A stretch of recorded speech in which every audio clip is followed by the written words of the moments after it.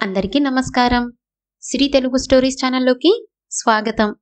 గోగినేని మణిగారు రచించిన కథ చేతగాని వాడు ఈరోజు మీకు చదివి వినిపించబోతున్నాను. చేతగాని చవట.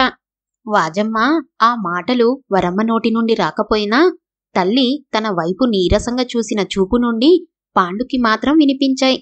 నిట్టూర్స్తూ ఒక్క క్షణం అలాగే నిలబడిపోయాడు.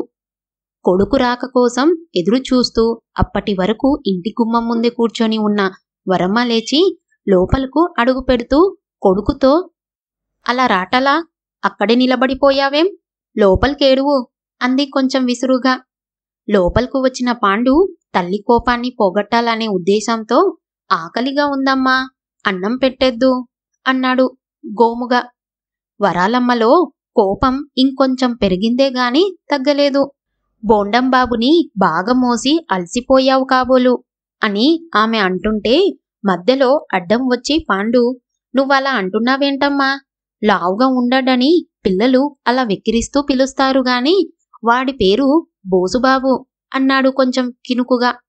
అవునా, ఇది తెలిసిన నీకు పెద్దవాళ్లతో ఎలా మాట్లాడాలో మాత్రం తెలవదా? మనకి మాట సాయం చేస్తూ మన మంచి కోరే మేనమామలతో అలా తల బిరుసుగా మాట్లాడతావా? నాన్న అయితే చుట్టాలకే కాదు ఊరివాళ్ళు ఏ సాయం అడిగినా చేసేవాడా? అందుకేగా మంచోడనే పేరు తెచ్చుకున్నాడు. జబ్బు చేసి చనిపోయిన నాన్నని మామయ్య ఇప్పటికీ ఎన్నిసార్లు తప్పుపట్టాడో నీకు తెలుసుగా. తన చేతగానితనాన్ని నాకు వారసత్వంగా ఇచ్చిపోయాడని అంటుంటే నాకు కష్టమనిపించింది.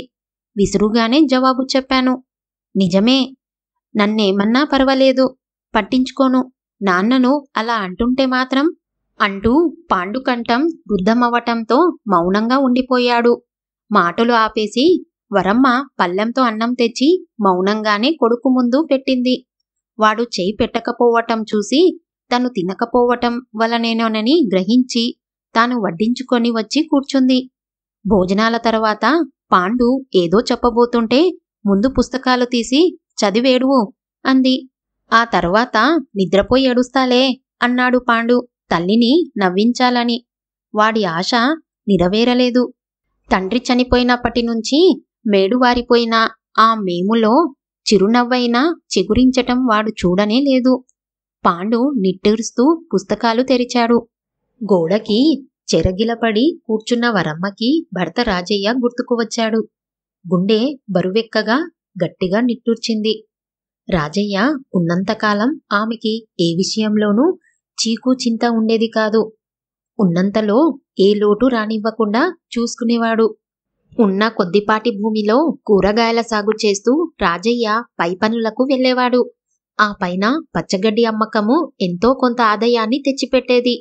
ఏదో తెలియని జబ్బుతో రాజయ్య అకాల మరణం చెందక రాజమ్మ మీదే సంసారం భారమంతా పడింది. ఒక్కడే కొడుకు కాబట్టి ఉన్న ఊళ్ళో అప్పటికి చదువు సాగిస్తున్నాడు. ఉంటున్న తాటకుల పాకకి కొంచెం గట్టి గోడలు నిలబెట్టాలనే కోరిక అయితే ఉంది గాని నెరవేరటం లేదామెకు.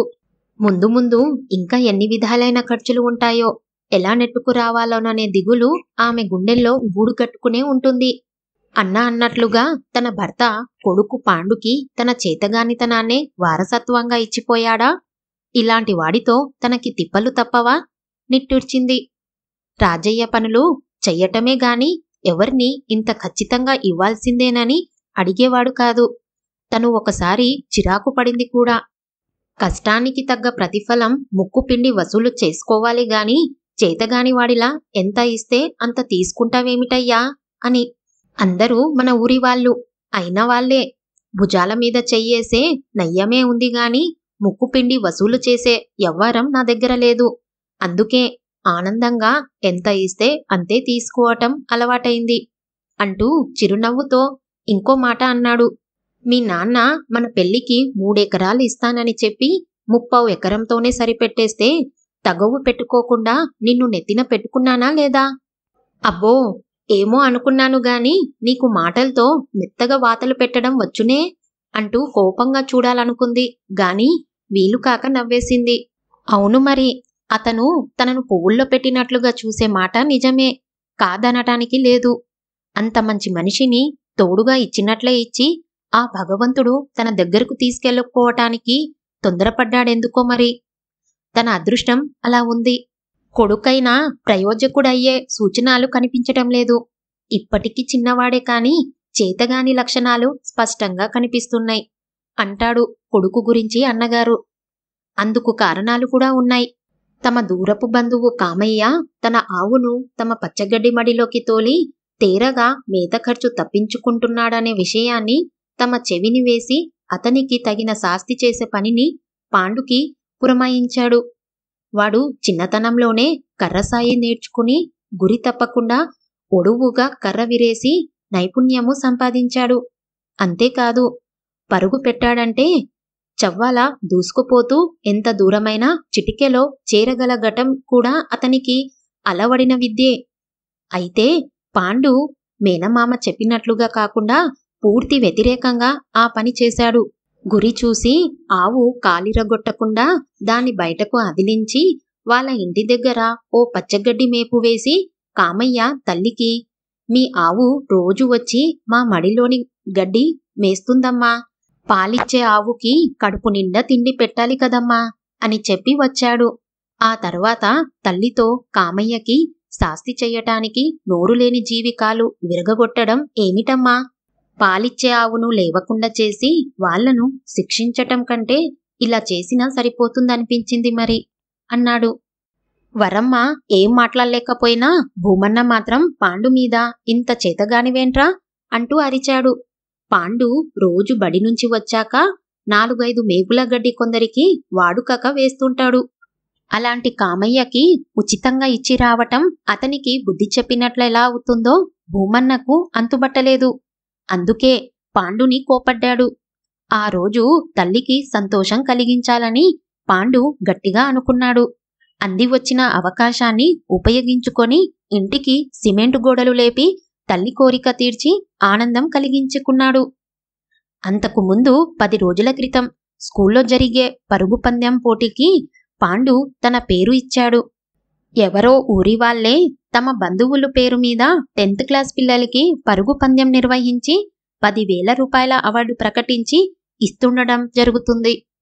ఆ సంవత్సరం పాండు పేరు ఇచ్చాక ఇక మిగతా పిల్లలెవ్వరూ ముందుకు రాలేదు. ఒక బోసుబాబు అనే కుర్రాడు మాత్రం ఇచ్చాడు. దాంతో పాండుకే ఆ బహుమతి వస్తుందని అందరూ అనుకున్నారు. అందుకే ఆ వార్త కోసం ఎదురు చూస్తూ కూర్చున్న వరమ్మకి అన్నగారు భూమన్న వచ్చి తమ అంచనా తప్పిందని, బోసుబాబే గెలిచాడనే వార్త ఆమె చెవిన వేసి యథాప్రకారం పాండుని 4 మాటలని అతడు వెళ్ళిపోయాడు.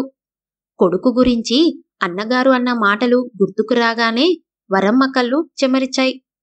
కళ్ళు తుడుచుకుంటున్న తల్లి దగ్గరకు వచ్చి, ఎందుకమ్మా ఏడుస్తున్నావు అంటూ ఆరా తీశాడు పాండు. మన నొసట ఆ దేవుడు ఏడుపే రాసిపెట్టినప్పుడు ఏడవటం కాక ఇంకేం చేయగలం? కోపంగా ఉన్న వరమ్మ నిష్ఠూరంగా అంది. పాండు చిరునవ్వుతో చూశాడు. అందుకేనా నువ్వు ప్రతి మాటకి ఏడువు అని కలిపి చెప్తుంటావు? అయినా దేవుడు ఎప్పుడు ఎవరి నుదుట అలా రాయడమ్మా.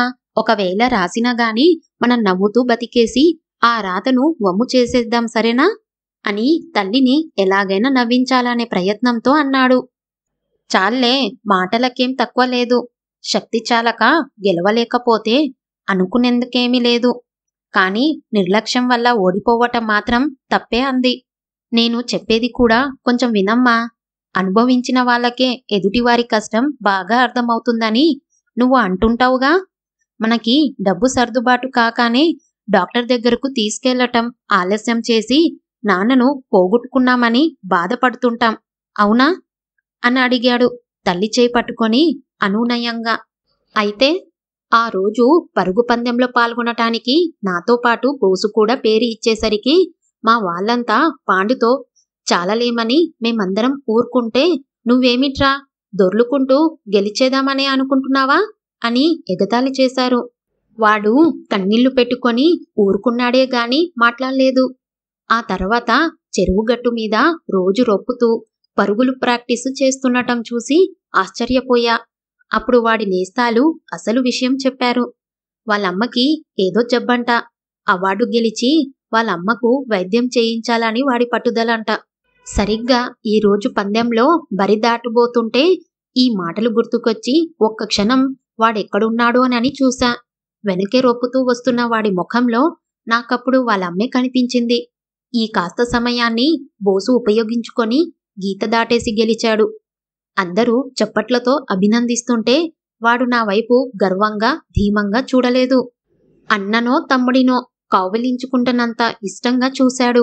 దాంతో నాకు సంతోషం వేసి వాణ్ణి ఇష్టంగా భుజాలం నెక్కించుకున్నాను. గెలవడంలోనే కాదమ్మా, గెలిపించటంలోనూ ఆనందం ఉంటుందని నాకీరోజే అర్థమైంది. వాడి మాటలకు నిర్ఘంతపోయిన వరమ్మ కొడుకు వైపు 2 క్షణాలు కళ్ళార్పకుండా చూసింది. ఏమిటమ్మా అలా చూస్తున్నావు? మామయ్యలా చేతగానివాడిలా అని తిట్టాలనిపిస్తే తిట్టేయ్ అన్నాడు కొంచెం కినుకుగా. అవును, నువ్వు నిజంగా చాలా గొప్ప చేతగానివాడివిరా అంటూ నవ్వింది. తల్లి నవ్వును చూసిన పాండు ఆనందంతో ఆమెను 2 చేతులతో చుట్టేసి, అమ్మా, నీకో సంగతి చెబుదామనుకుంటూనే చెప్పలేదు. కామయ్య అమ్మగారు అతనిని ఏం మందలించారో తెలియదుగాని కామయ్య నాతో మాక్కూడా ఓ మేపు పచ్చగడ్డి వేస్తుండరా, డబ్బు ముందుగానే ఇచ్చేస్తా అన్నాడు తెలుసా. నేనే వద్దన్నాను. అమ్మకు చెప్పి నెలాఖరుకే తీసుకుంటానని అన్నాడు. పగతో కాకుండా ప్రేమతోనూ మార్పు సాధించగలమనే విషయం ఇంత చిన్న వయసులోనే నీకెలా తెలిసిందిరా? మీ నాన్న వారసత్వంగా అబ్బిన లక్షణమా? పర్వాలేదు, నిన్నందరూ చేతగాని వాడన్నా మంచిదే, నాకు దిగులేం లేదు. మనసులోనే అనుకున్న వరమ్మ కొడుకును దగ్గరకు తీసుకొని నుదురు చిబించింది.